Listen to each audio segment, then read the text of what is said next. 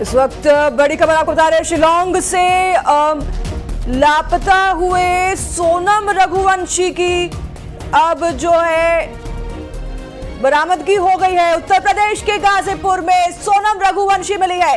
बड़ी खबर, सोनम रघुवंशी का पता चल गया है। उत्तर प्रदेश के गाजीपुर से सोनम रघुवंशी को बरामद किया जा चुका है। नंदगंज थाना क्षेत्र के ढाबे से सोनम मिली है। 23 मई को शिलांग से लापता हुए थे दोनों कपल, जिसके बाद राजा रघुवंशी की लाश घर पहुंची थी, लेकिन सोनम की तलाश जारी थी। सोनम उत्तर प्रदेश में बरामद हुई है। उत्तर प्रदेश के गाजीपुर से सोनम रघुवंशी को पकड़ा गया है। पति राजा का शव घर पहुंचा था, सोनम लापता थी।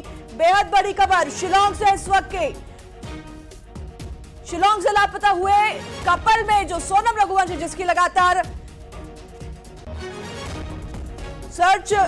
सर्चिंग की जा रही थी, सोनम अब उत्तर प्रदेश से बरामद हुई है। उत्तर प्रदेश सोनम कैसे पहुंची, इस पर जल्द ही आपको जानकारी पहुंचाएंगे। सोनम रघुवंशी इस वक्त की बड़ी खबर आपको बता रहे हैं। उत्तर प्रदेश के गाजीपुर से बरामद हुई है सोनम रघुवंशी, राजा रघुवंशी। काफी समय से कपल जो शिलांग पहुंचा था, सोनम की तलाश भी जारी थी। सोनम को तलाशा जा रहा था। सोनम अब उत्तर प्रदेश के गाजीपुर से बरामद हुई है। गाजीपुर सोनम कैसे पहुंची, क्या यहां पर कर रही थी, इस पर जल्द ही खुलासा होगा। नंदगंज थाना क्षेत्र के ढाबे से सोनम को बरामद किया गया है। बता दें आपको, 23 मई को शिलांग गए थे ये कपल, राजा रघुवंशी, जिसका शव घर पहुंचा था। सोनम लगातार जो है लापता थी। सोनम अब उत्तर प्रदेश के गाजीपुर से बरामद हुई है। हमारे साथ मिथिलेश, हमारे संवाददाता, फोन लाइन पर जुड़ गए हैं। मिथिलेश, सोनम गाजीपुर से बरामद हुई है, ये तो किसी ने भी कयास नहीं लगाए थे। सोनम उत्तर प्रदेश पहुंची कैसे, क्या वहां पर कर रही है और किस कारण वहां पहुंची है? देखिए, इस वक्त की सबसे बड़ी जानकारी है, अभी तक जो जानकारी मिल रही है कि उत्तर प्रदेश के गाजीपुर में सोनम मिली है। और सोनम का कल देर रात उनके भाई गोविंद के पास अचानक से फोन आता है, और फोन जो आता है उसमें ये कहती है कि मैं सोनम बात कर रही हूँ। और सोनम ने अपने घर का नाम लिया था, बिट्टू कहा था। वो उसके घर का नाम जो बिट्टू है, उसने गोविंद से कहा कि मैं बिट्टू बात कर रही हूँ। और गोविंद के भाई ये आवाज सुन के हैरान रह जाते हैं, क्योंकि लगातार पिछले 15 दिनों से वो शिलांग की पहाड़ियों में अपनी बहन को तलाश रहे थे। उन्होंने बहन से बातचीत के दौरान बहन ने कहा कि मैं सब कुछ बात बताऊंगी, क्या कुछ हुआ, लेकिन मैं अभी बोल रही हूँ कि मैं एक ढाबे के पास हूँ, मुझे कुछ लोग यहाँ पर छोड़ के गए। और यही बात हुई थी। भाई ने कहा तत्काल जो भी आसपास की पुलिस स्टेशन है वहां पे पहुंचो, पुलिस वाले से मेरी बात कराओ और पुलिस तक ये जानकारी पहुंचाओ। तमाम जो पुलिस के अधिकारी हैं उस पूरे मामले की जांच में जुटे। ये उत्तर प्रदेश के तमाम जो बड़े अधिकारियों तक ये जानकारी पहुंचाई गई। शिलांग के बड़े अधिकारियों से कौन ये लोग हैं जो कि सोनम को छोड़ के गए? इतने दिन तक सोनम कहाँ थी और अब फोन सोनम ने क्यों किया है? देखिए, इस पूरे मामले में अभी तक भाई का कहना है कि अभी जो जानकारी है उनके पास भी आधी अधूरी जानकारी है, क्योंकि कल सोनम रात को बहुत घबराई हुई थी, बहुत डरी हुई थी। सोनम से इतनी बात हो पाई कि वो उत्तर प्रदेश पहुंची हैं, गाजीपुर में है।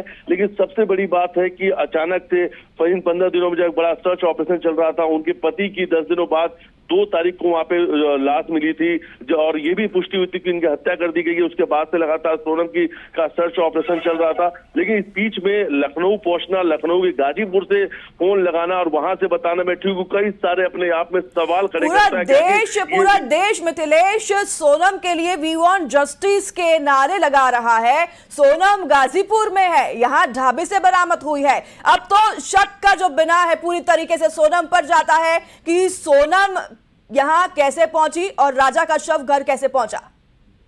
बिल्कुल सही कहा आपने कि क्योंकि जिन सवालों के कटघरे में तक मेघालय जो सरकार है, वहां की पुलिस थी, ऐसे ही कुछ जो सवालों की बात है। अब कहीं ना कहीं उस सवालों के कटघरों में सोनम भी है। सवाल बड़े होंगे, गंभीर सवाल है, लेकिन जिस तरीके से सोनम का अचानक से वादियों से लापता हो जाना, एक पूरा देश सोच रहा था, पूरे देश के पास एक ही सवाल था, आखिर की कहाँ केंद्र सरकार हो, राज्य सरकार हो, तमाम लोग इस पूरे घटनाक्रम को लेकर काफी चिंतित नजर आ रहे थे। मध्य प्रदेश के मुख्यमंत्री ने सीबीआई जांच के लिए केंद्रीय गृह मंत्री पति से बात की। कहीं ना कहीं एक बड़ी जांच सर्च ऑपरेशन भी चलाया जा रहा था, लेकिन इस बीच सोनम का शिलांग की वादियों से, सोहरा की उन घने पहाड़ी वाले इलाकों से अचानक गायब होना और उसके बाद गाजीपुर में मिलना अपने आप में कई सवाल खड़े करता है। लेकिन क्या सोनम के साथ कुछ गलत हुआ था? सोनम को क्या कुछ लोगों ने अपहरण किया था? क्योंकि परिवार के लोगों ने अपहरण की आशंका जताई थी, और उसके बाद क्या वो जो जिन लोगों ने सोनम का अपहरण किया था वो ले जाके गाजीपुर पास छोड़ देते हैं? ये कई सारे सवाल हैं जिन सवालों के जवाब आना बाकी है। लेकिन फिलहाल ये इस वक्त की बड़ी जानकारी, इस वक्त की बड़ी जानकारी सामने आ रही है। तो अभी पुलिस कस्टडी में रहेंगे फिर सोनम, मिथिलेश, और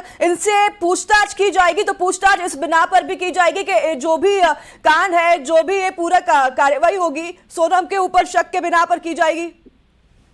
देखिए, पूरी अभी पूरी बात होना बाकी है। सोनम किसका सामने स्टेटमेंट क्या था, सोनम पूरे घटनाक्रम की क्या जानकारी देती है, कैसे सोनम वहां पे पहुंची है, उस जो भी कुछ बयान सामने आएंगे उसके आधार पे जांच आगे बढ़ेंगी, उसके आधार पे इन्वेस्टिगेशन चलेगी। हाँ, जरूर है कि सोनम के जहां है वहां पर उनके जो भाई गोविंद है बहुत जल्द वहां के स्थान निकलने वाले, लेकिन आने वाले समय में सोहरा जो पुलिस है वहां पर सोनम के बयान दर्ज किए जाएंगे, क्योंकि सोनम जो मिसिंग थी उसकी FIR सोहरा थाने में हुई है मेघालय के, और वहां पे उनके जो पति हैं राजा, उनकी जो हत्या हुई है उसका मर्डर केस भी वहां पे रजिस्टर्ड हुआ है। तो मेघालय जो पुलिस है वहां के तमाम बड़े अधिकारी इस पूरे घटनाक्रम को लेकर पूछताछ करेंगे, जांच करेंगे। लेकिन सबसे बड़ी बात है, सबसे बड़ा सवाल है कि उत्तर प्रदेश के गाजीपुर तक आकर सोनम कैसे पहुंची, और सोनम वहां पहुंची तो क्या सोनम के भाई से जैसे कि हम लगातार भी संपर्क कर रहे हैं, आपका कुछ संपर्क हुआ, कुछ बातचीत हुई है इस पूरे मामले में?